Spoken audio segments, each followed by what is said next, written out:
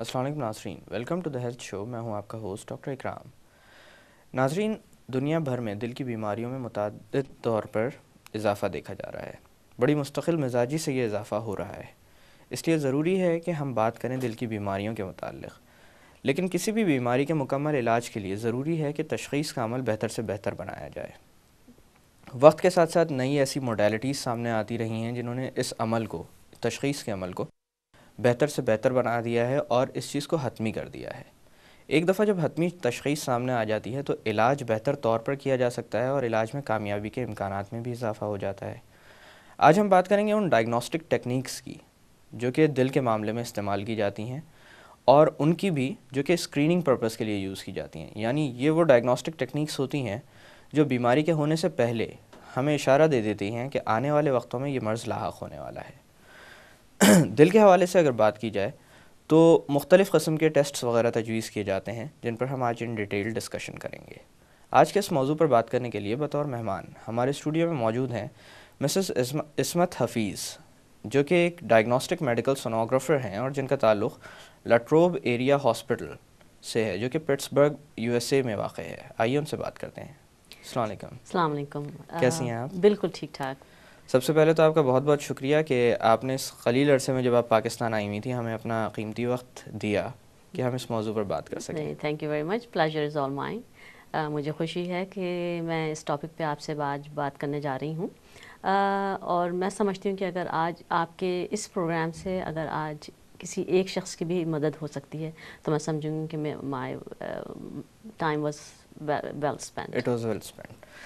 اچھا مسز عصمت، دیکھا جائے تو بہت ساری وجوہات بتائی جاتی ہیں بار بار جو کہ دل کے عارضوں کی وجہ سمجھی جاتی ہیں. ایک وقت یہ تھا کہ ہم ایج کی بات کیا کرتے تھے، جی، لیکن اب یہ دیکھا جا رہا ہے کہ وقت کے ساتھ ساتھ ایج کے پیرامیٹرز بھی تبدیل ہوتے جا رہے ہیں. ینگر ایج گروپ کے اندر یہ بیماریاں آتی جا رہی ہیں. بالکل.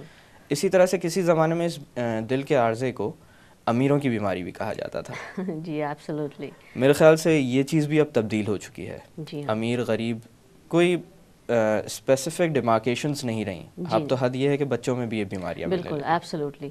اچھا، وہ تو جس طرح آپ نے کہا کہ امیروں کی بیماری کہلائی جاتی تھی، وہ کہلائی اس لیے جاتی تھی کہ امیر لوگوں کی غذا جو ہے بہت رچ ہوتی تھی. جی. غریب آدمی تو صرف ایک دال روٹی اور ایک سادہ سا کھانا کھائے گا، اس کی تو خوراک میں اتنا فیٹ کانٹینٹ ویسے ہی نہیں ہوگا. جی. لیکن امیر لوگوں کی چونکہ مکھن، دودھ اور اصلی گھی یہ سب چیزیں کھائی جاتی تھیں تو ان میں یہ بیماری اس وقت کے لحاظ سے زیادہ ہوتی تھی، بلکہ بہت ہوتی تھی.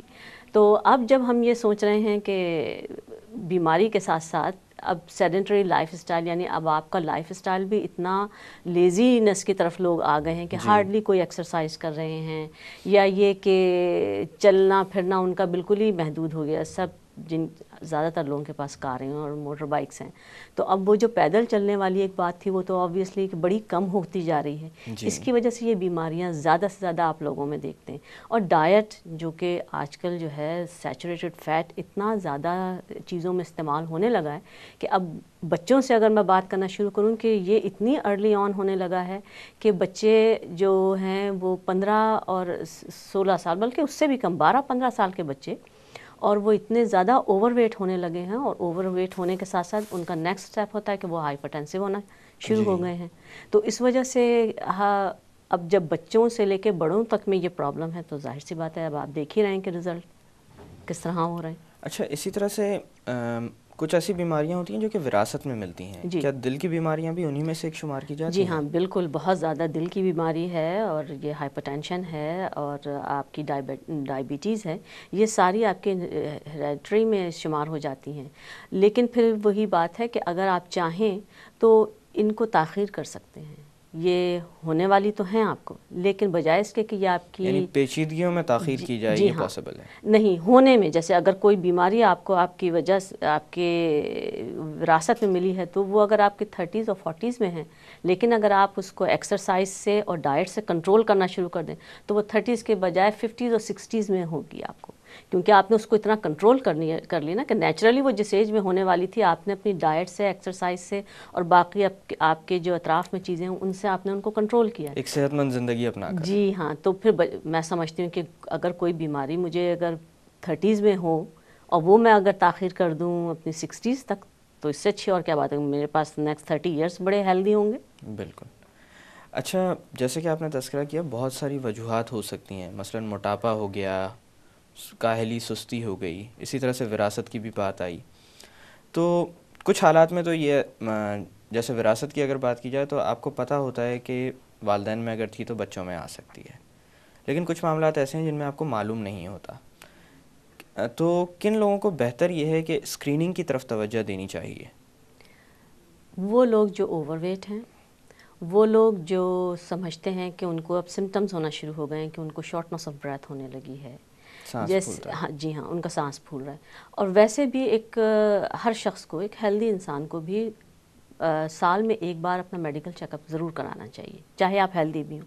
اس سے یہ ہوتا ہے کہ آپ کے میڈیکل چیک اپ سے بہت ساری بیماریاں جن سے آپ اویئر نہیں ہیں وہ آپ کو پتہ لگ جاتی ہیں. اب ایک سمپل بلڈ ٹیسٹ سے آپ کو یہ بھی پتہ لگ جائے گا کہ آپ ڈائبیٹک تو نہیں ہیں، آپ کا شوگر لیول بھی پتہ لگ جائے گا، آپ کا کولیسٹرول لیول بھی پتہ لگ جائے گا. اب کولیسٹرول لیول جو ہے وہ کروشلی امپورٹنٹ ہے، وہ بہت زیادہ ضروری ہے کہ کولیسٹرول لیول سے معلوم کیا جائے.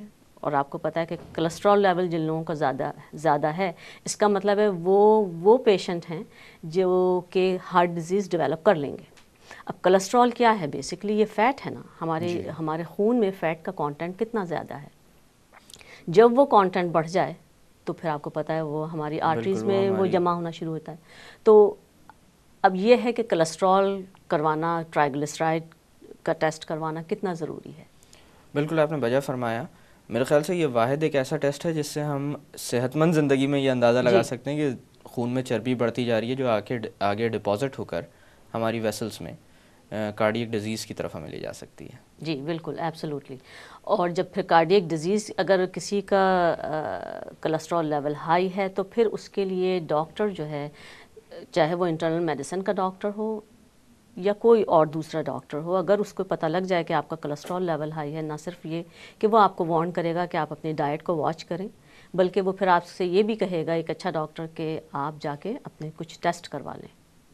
اب ان ٹیسٹ میں پھر یہ کہ اگر جیسے اس نے کہا آپ اپنا EKG کروا لیں یا آپ اپنا ایکوکارڈیوگرام کروا لیں. جی.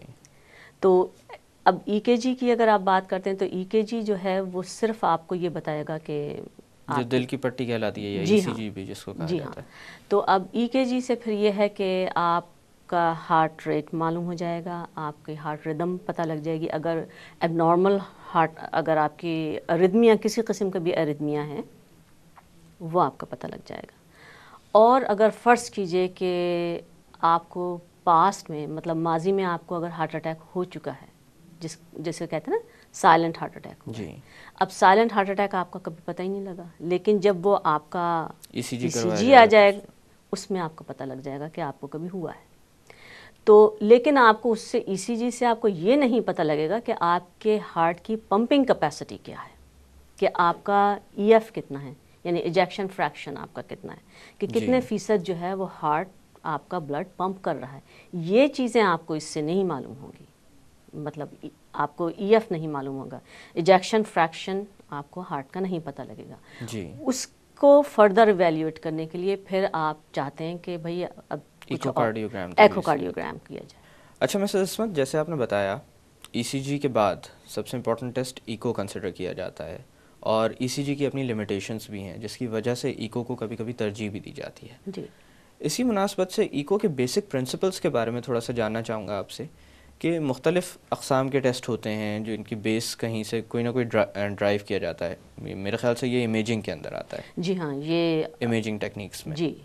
تو ایکس ریز بھی امیجنگ میں آتی ہیں کس طرح کی، مطلب اس کے اندر پھر اور ماڈیفائڈ فارمز بھی آ جاتی ہیں، CT، MRI اور ایون الٹرا ساؤنڈ وغیرہ. جی ہاں. تو کہاں سے اس کی ابتدا ہوئی ایکو کی اور کس سے ڈرائیو کیا گیا؟ اور یہ جو ہے ایکوکارڈیوگرام از بیسکلی اے سونوگرام ہے آپ کے ہارٹ کا. آپ کے ہارٹ کا یہ سونوگرام ہے، اور اس سے آپ کے ہارٹ کی لائیو امیجز ہوتی ہیں. اور کوئی بھی موڈیلٹی ہوتی ہے وہ اسٹل پکچرز ہوتی ہیں آپ کی، وہ ہارٹ آپ کو بیٹ کرتا ہوا نظر نہیں آتا. اس میں جو ہے آپ کو باقاعدہ ایک ہارٹ بیٹ کرتا ہوا پتہ لگ رہا ہے. اور یہ امیجز آپ ساؤنڈ کے ذریعے اور ڈرائیو کرتے ہیں. یہ آپ الٹرا ساؤنڈ، اس کا نام ہی الٹرا ساؤنڈ اس لیے ہے کہ یہ ہیومن ایئر جو نہیں سن سکتی، یہ اس سے الٹرا ہیں ساؤنڈ ویوز. ساؤنڈ ویوز ہر قسم کی ساؤنڈ ویوز ہوتی ہیں. یہ الٹرا ساؤنڈ ہے جس کی فریکوینسی بہت زیادہ ہوتی ہے. یہ اس فریکوینسی پہ چلتا ہے جو کہ ہیومن ایئر سے زیادہ ہیں.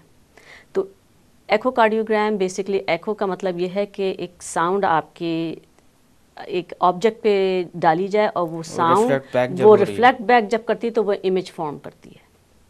تو ایکو کارڈیوگرام کی 2 اور موڈیلٹی ہیں جو کلر فلو ڈاپلر ہے اور ایک کنٹینیوس ویو ڈاپلر ہے.